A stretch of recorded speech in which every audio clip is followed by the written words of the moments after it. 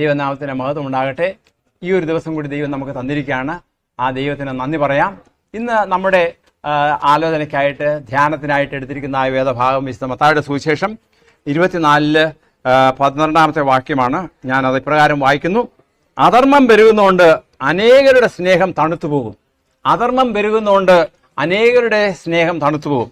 കർത്താവായ യേശു ക്രിസ്തു അതായത് ഇന്ന് ഈ ഭൂമിയിലുള്ളതായ അവസ്ഥയെക്കുറിച്ച് ഉള്ളതായ കാര്യങ്ങൾ പറയുകയാണ്. അപ്പോൾ അതിനെക്കുറിച്ച് ചിന്തിക്കുമ്പോൾ ഒരു ആലോചന എൻ്റെ മനസ്സിൽ വന്നത് പ്രകാരമാണ്. അതായത് നമുക്കറിയാം, ഈ ഭൂമിയിൽ അനേക പട്ടണങ്ങളുണ്ട്.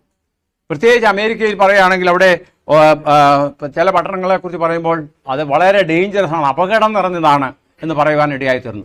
ഏകദേശം 2 കോടിയിലധികം ആൾക്കാർ താമസിക്കുന്ന തിങ്ങി പാർക്കുന്ന സ്ഥലങ്ങളൊക്കെ ഉണ്ട്. അപ്പോൾ അവിടെ നടക്കുന്ന ഇന്നത്തെ അവസ്ഥയെക്കുറിച്ച് 4 കാര്യങ്ങൾ പറയുകയുണ്ടായി. അതായത് അവിടെ നടക്കുന്ന ക്രൈം അല്ലെങ്കിൽ അവിടെ നടക്കുന്നതായ തോന്നിവാസങ്ങളെ കുറിച്ച് പറയുമ്പോൾ 4 കാര്യങ്ങൾ. ഒന്ന്, അതായത് മനുഷ്യൻ അന്യോന്യം തല്ലിക്കൊല്ലുന്നു, അതായത് കൊലപാതകം. രണ്ടാമതായിട്ട് വ്യഭിചാരം അല്ലെങ്കിൽ റേപ്പ്. മൂന്നാമതായിട്ട് മോഷണം. പിന്നെ അവസാനമായിട്ട് അതായത് അസോൾട്ട് ചെയ്യുക, മറ്റുള്ളവരെ ഉപദ്രവിക്കുക. അപ്പോൾ ഈ പറയപ്പെട്ട കാര്യങ്ങളൊക്കെയും ധാരാളമായിട്ടുള്ളതായ കണക്ക് അല്ലെങ്കിൽ കണക്കുകളെ കുറിച്ച് അമേരിക്കയിലുള്ള ചില പട്ടണങ്ങളെ കുറിച്ച് പറയാറുണ്ടായി. അപ്പോൾ ഇതൊക്കെയും അതായത് ഇന്ന് നമ്മൾ വായിച്ചതായ വാക്യം എന്താണ് പറയുന്നത്? അധർമ്മം പെരുകുകയാണ്. അത് നമുക്ക് നമ്മുടെ ചുറ്റുപാടും കാണാം. ഇതൊക്കെ നമ്മുടെ കൺമുന്നിൽ തന്നെ സംഭവിച്ചുകൊണ്ടിരിക്കുകയാണ്. ഇനി ഞാൻ അമേരിക്കയിലെ കാര്യം പറയുന്നത് അത് അവിടെ പോകണ്ട, ഇവിടെ നടക്കുന്ന കാര്യങ്ങളെക്കുറിച്ച് ഈ കഴിഞ്ഞ ദിവസം പത്രവാർത്ത ഉണ്ടായി. എന്താണ്?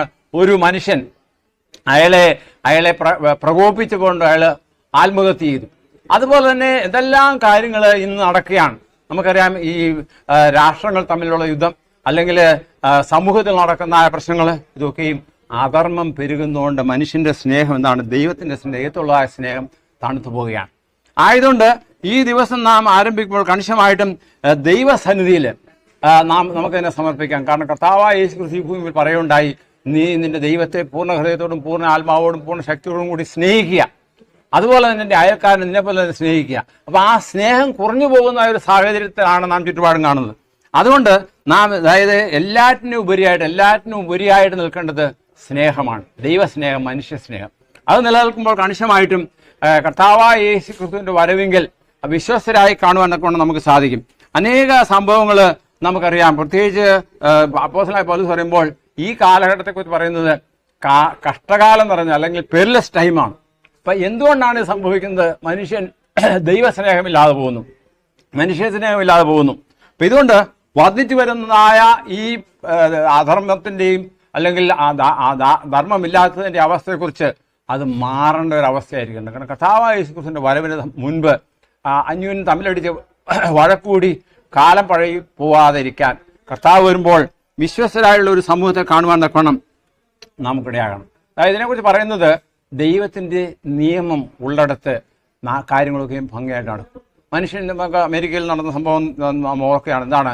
അതായത് ദൈവത്തിൻ്റെ 10 കൽപ്പന മാറ്റി അത് വേണ്ട എന്ന് പറയുകയുണ്ടായി. അതോടുകൂടി എന്ത് സംഭവിച്ചു? അധർമ്മം ധാരാളമായിട്ട് പെരുകയാണ്.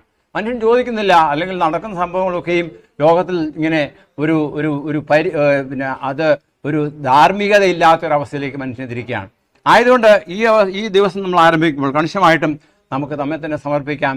ദൈവത്തിൻ്റെ കൽപ്പനയുടെ പ്രാധാന്യം ഓർത്തുകൊണ്ട് കർത്താവ് വരുമ്പോൾ ദൈവകൽപ്പന യേശുവിന്റെ വിശ്വാസവും കാത്തുകൊള്ളുന്നവരുടെ വിശുദ്ധന്മാരുടെ കൂട്ടത്തിൽ കാണപ്പെടുവാൻ കൊണ്ടും ദൈവം നമ്മെ ഓരോരുത്തരെയും സഹായിക്കട്ടെ, അനുഗ്രഹിക്കട്ടെ എന്ന് ആശിക്കുകയും പ്രാർത്ഥിക്കുകയും ചെയ്യാണ്. കാരണം കാലത്തിൻ്റെ അന്ത്യത്തിലേക്ക് നാം നീങ്ങിക്കൊണ്ടിരിക്കുകയാണ്. കർത്താവ് വരുവാൻ പോകുന്നു. അതിനുവേണ്ടി ഒരുങ്ങുക. ദൈവം നമ്മെ ഓരോരുത്തരെയും സഹായിക്കട്ടെ. നമുക്ക് പ്രാർത്ഥിക്കാം. ഞങ്ങളെ സ്നേഹിക്കുന്ന സ്വർഗീയ വാഴ്ത്തപ്പെട്ട പിതാവേ, അവിടുത്തെ സന്നിധിയിലേക്ക് ഈ പ്രഭാതത്തിൽ ഞങ്ങളതിനെ താഴ്ത്തി സമർപ്പിക്കുന്നു. ഈ ദിവസം കാണുവാൻ സഹായിച്ചു നന്ദിയോടെ സ്തോത്രം. അവിടുത്തെ വരവിനുവേണ്ടി ഞങ്ങൾ ഒരുക്കണമേ, മറ്റുള്ളവർക്ക് ജീവിക്കാൻ സഹായിക്കണമേ. കാലത്തിൻ്റെ അന്ത്യത്തിൽ അധർമ്മം പെരുകുന്നു, എന്നാൽ ദൈവസ്നേഹം ധാരാളമായി ഉണ്ടാവേണ്ടക്കണം. അവിടെ ഞങ്ങളെ സഹായിക്കണമേ. ഒരിക്കൽ കൂടി അവിടുത്തെ കൃപയിൽ സൂക്ഷിക്കണം, വഴി നടത്തണം. യേശുവിൽ കൂടി താഴ്മയോടും വിനയമായി ചോദിക്കുമ്പോൾ കൃപയോടെ കേൾക്കുമാറാകണമേ. ആമേൻ. ദൈവം നമ്മെ ഓരോരുത്തരെയും സഹായിക്കട്ടെ. ഒരു നല്ല ദിവസം നിങ്ങൾക്കെല്ലാവരും നേരുകയാണ്.